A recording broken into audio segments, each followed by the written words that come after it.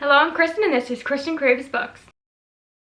I cannot believe that it's already June, and I know so many people's mid-year freak-out tags are going to start coming out soon. I am going to do that at the end of June, but I did want to take the chance to highlight 5 of the best books I have read so far in 2021, and these are in no particular order because I couldn't possibly pick a number one favorite right now or rank them in any sort of way, so I think I'm just going to talk about them in the order that I read them. So let's get into it. The first one I have is a strange one. I don't even know how to begin to describe this book to you. It's really a book you just have to trust me on, trust reviewers on, trust the Women's Prize on, because the first book I have is Piranesi by Susanna Clarke, and this has been shortlisted for the Women's Prize. We will find the winner on July 7th, and I'm secretly pulling for this one, but there are some other stellar books that have been shortlisted as well. And Susanna Clarke wrote that big brick of a novel. Is it Jonathan Strange and Dr. Norrell? And I've always been curious about that one, but I'm such a somebody who's been intimidated by big books. If a book's over 500 pages, I'm less likely to pick it up. But this one here is very short, beautifully written, absolutely love it. And I want to show you here, it's actually told through a series of, can you see on there? Journal entries from Piranesi, who is living in a world that all takes place in this house. There are tides in here, the sea is in here, there are these sculptures on the cover are very, very important to this story. There is life in here, and the only other human that comes in this house that is around is somebody that he calls the other, and his reality and his truth are slowly revealed, and we discover things as Piranesi discovers them, and it's just so beautifully written, really moving. So much happens, so encompassing in such a small book. Really, really beautiful. Highly recommend it.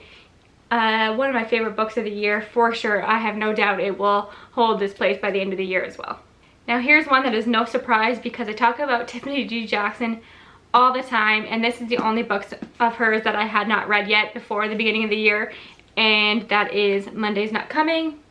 And if you made me choose a favorite of her work, I would probably pick Monday's Not Coming because it is the one that I continue to think about.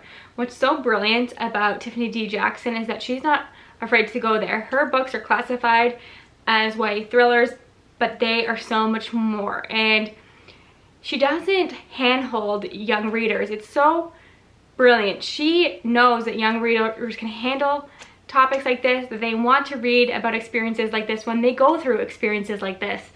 And while it is a thriller, there is definitely a mystery. Monday's Not Coming is about Claudia, whose best friend Monday has gone missing, and nobody in her life believes her. The adults ignore her. Monday's a young black woman. She is just brushed aside. People think she's run away.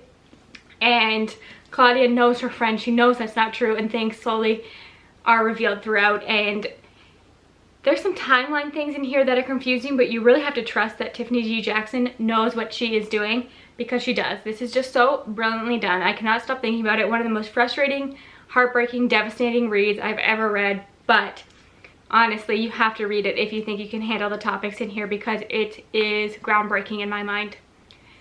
There's something about hard-hitting YA contemporary that's written in verse that really just works for me. Elizabeth Acevedo is a great example of that. But this book here, Punch in the Air by Ibi Zoboi and Yusuf Salaam, was brilliant. It is masterful, it is beautiful, it is written in verse like I said, and Yusuf Salaam is actually one of the exonerated 5, so this story here is very deeply personal to him, and you can feel it as you're reading this. We're following a main character who has been wrongfully incarcerated, and he is an artist, and he uses his art to help him through his experience, to speak his truth, and it's just so moving.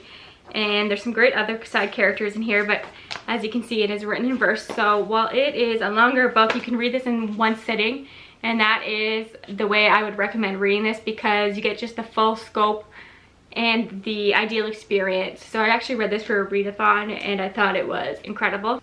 And something else I thought that was interesting is there are some illustrations scattered throughout here that really add to the experience of reading it, because you do feel like you're reading the main character's poetry or his story, and these are his doodles. It's just so wonderful and a great book to pick up. The next one is the one that has solidified Kazuo Ishiguro as one of my favorite authors. He actually wrote my favorite book of all time, and that is Never Let Me Go. And this is his latest release that just came out in 2021. And it is Klara and the Sun, and I'm sure you've seen this around. It's getting a lot of buzz, and I think it really, really deserves it. If you loved Never Let Me Go, I think you're gonna enjoy this one because you get the similar vibes, very similar themes. What Ishiguro does so well is he talks about ethical and moral questions in a way that feel so personal and really get into your head. So even after I put this down, I continue to think about it and question things. So this book follows Klara, who is an artificial friend. So she is an artificial intelligence, and at the beginning of the story, she's in a store waiting to be purchased, and these artificial friends are purchased as companions for children. And eventually she is purchased, and it's a very bittersweet situation.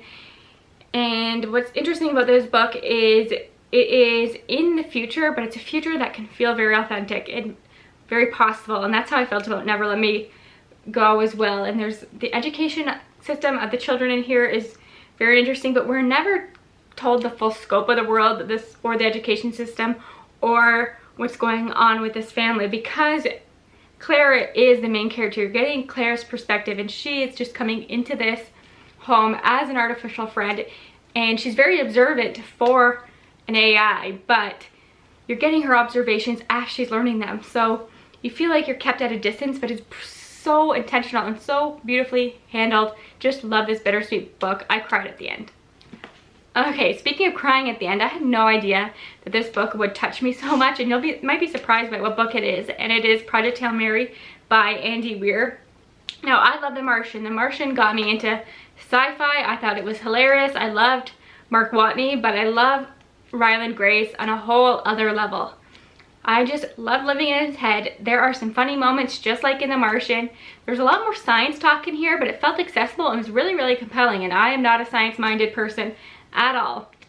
But don't read the back on here. I think going into this with as little knowledge as possible is the best way to experience it, because there's some great surprises, and it's just really, really sweet and fun and heartbreaking and moving. So we're following Ryland Grace, and he wakes up on a spaceship, and his two crewmates are dead, and he has no memories. So throughout the story, we're getting flashbacks to his time before being on this spaceship and what's going on with humanity and his mission.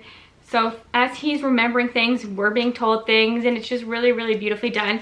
And it's a bigger book, but it reads so quickly. It's so perfectly paced. There's not a dull moment in here. The ending was really moving, and once again, I cried. It was just so fantastic.